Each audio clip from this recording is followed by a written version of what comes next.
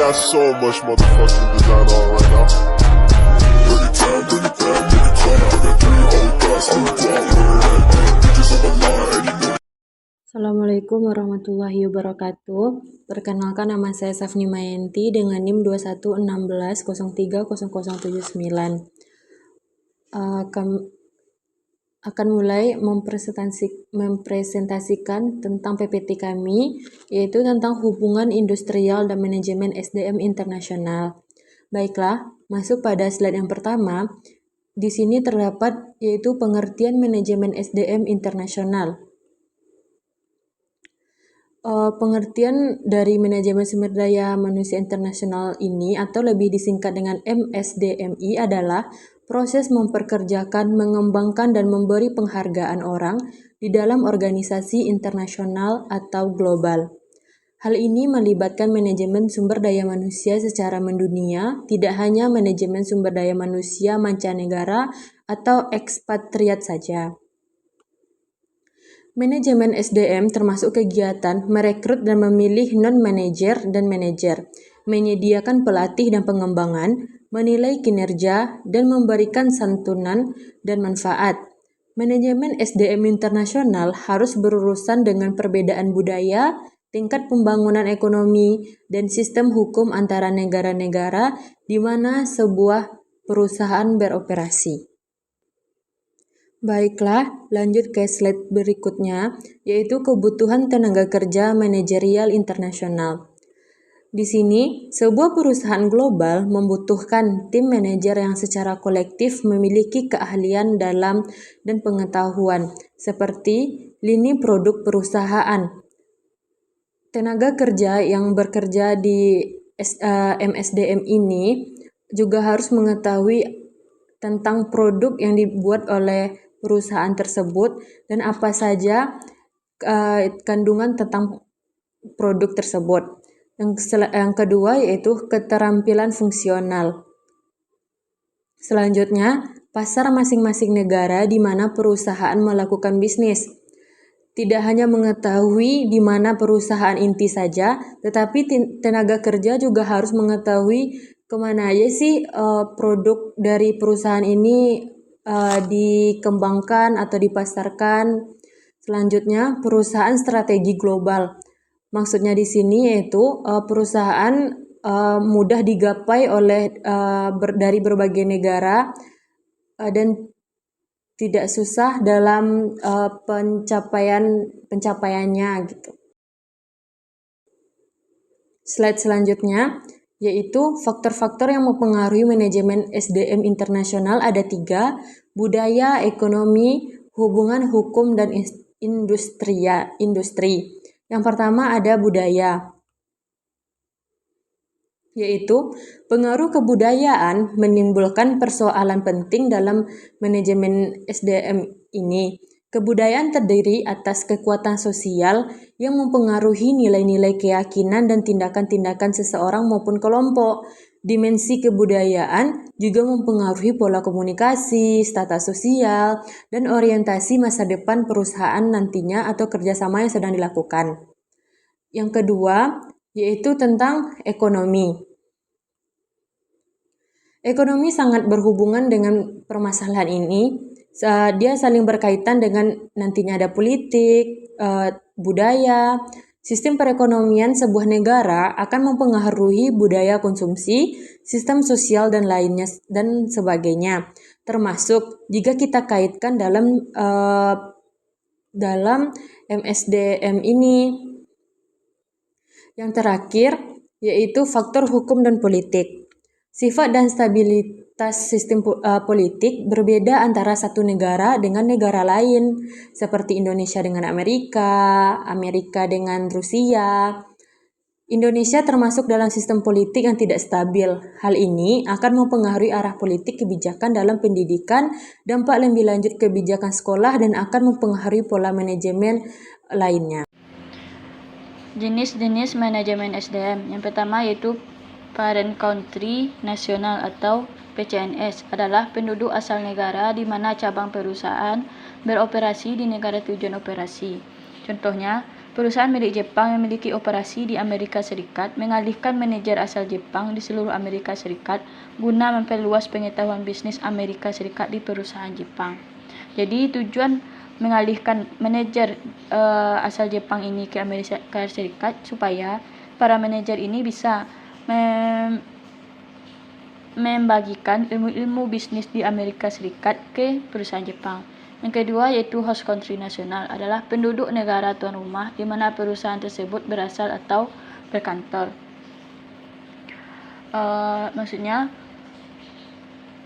karyawan yang bekerja di perusahaan tersebut adalah karyawan yang berasal dari tuan rumah perusahaan tersebut. Contohnya perusahaan Amerika Serikat. Jadi karyawannya adalah penduduk yang berasal dari Amerika Serikat. Yang ketiga yaitu third country nasional adalah seorang warga dari suatu negara yang bekerja di negara kedua dan dipekerjakan oleh perusahaan yang berkantor pusat di negara ketiga. Contoh dari third country nasional ini adalah seorang warga Jepang yang bekerja untuk sebuah perusahaan Amerika Serikat sebagai seorang manajer di perusahaan cabang yang berada di Malaysia. Yang ketiga itu karyawan yang bekerja bukan warga yang berasal dari negara di mana operasi itu ditempatkan, tetapi karyawan ini berasal dari negara kantor pusat organisasi itu bertempat. Materi selanjutnya itu model strategi MSDM. Yang pertama yaitu etnosentris. Etnosentris adalah keyakinan bahwa pendekatan dan praktik kerja terbaik adalah yang dimiliki oleh negara asal atau negara sendiri. Jadi karyawan ini menganggap bahwa praktik kerja itu yang paling baik itu adalah praktik kerja yang berasal dari negaranya. Yang kedua yaitu polisentris. Polisentris ini maksudnya adalah memandang bahwa para karyawan di negara tuan rumah mengetahui pendekatan dengan praktik terbaik untuk menjalankan bisnis negara tersebut. Jadi praktik bisnis terbaik untuk menjalankan bisnisnya yang diketahui yang terbaik itu dimiliki oleh karyawan yang berasal dari tuan rumah. Yang ketiga yaitu geosentris. Geosentris adalah pandangan berorientasi dunia yang berfokus untuk menggunakan pendekatan terbaik di seantero dunia atau berasumsi perusahaan untuk mempekerjakan karyawan terbaik yang tersedia dengan tidak memandang asal negara karyawan. Jadi geosentris ini akan mempekerjakan karyawan terbaik tanpa memandang di mana karyawan itu berasal atau tanpa memandang asal negara karyawan. Contoh kasus yang kami ambil pada materi kali ini adalah kasusnya Elon Musk membeli saham Twitter dan melakukan PHK massal. Karyawan Twitter yang awalnya 8.000 orang, kini hanya tersisa 1.500 karyawan. Alasan PHK ini karena Elon Musk ingin memperbaiki kondisi keuangan Twitter usai akuisisi dan ingin karyawan bekerja lebih ekstra dengan jam kerja yang lebih panjang. Namun, banyak karyawan yang mengundurkan diri karena syarat tersebut. Kemudian, janji memberikan pesangon yang belum ditepati oleh pihak Twitter atau yang berganti nama sekarang menjadi X. Pembahasan kasus. PHK adalah konsekuensi logis yang dihadapi oleh perusahaan jika terjadi akuisisi. Sehingga, dalam rencana akuisisi tentunya telah mengkalkulasikan adanya pesangon akibat dari akuisisi ini. Justru, yang harus dikondisikan adalah karyawan yang tetap akan berada di perusahaan. Apakah mereka tetap akan loyal dan bekerja dengan corporate values perusahaan ketika sudah berganti pengendali.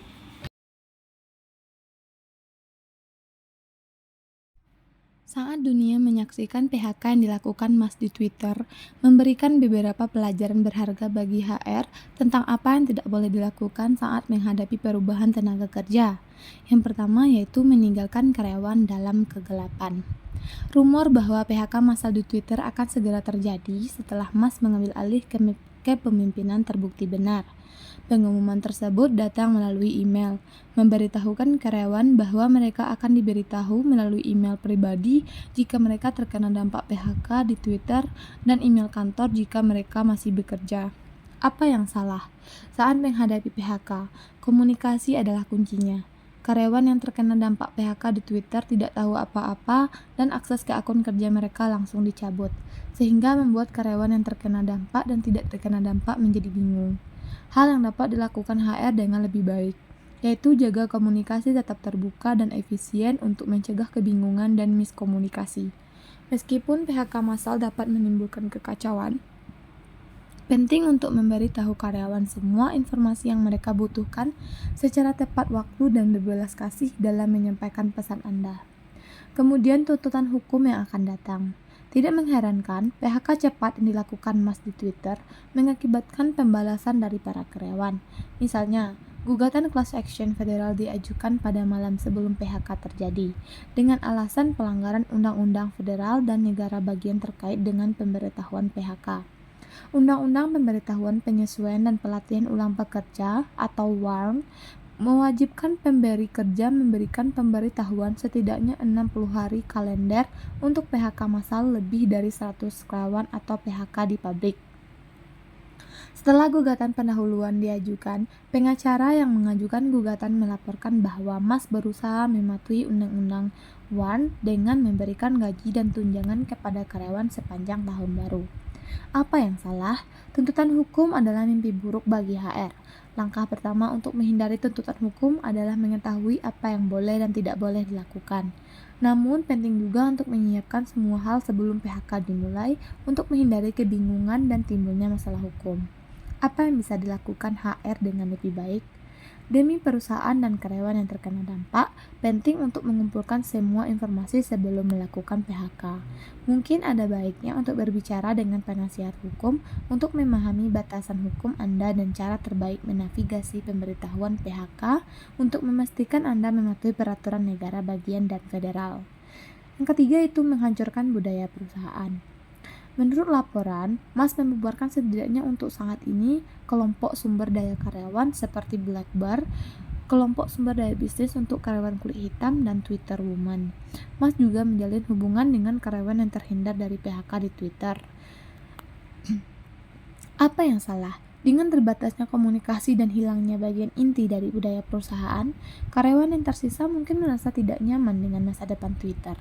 Karyawan yang diberhentikan setelah PHK mungkin juga menjadi kurang produktif dan kecil kemungkinannya untuk merekomendasikan organisasi tersebut sebagai tempat yang bagus untuk bekerja. Selain itu, memecah kelompok sumber daya dan kebijakan yang mengutamakan karyawan mungkin hanya akan memicu ketidakpuasan bagi mereka yang masih tersisa.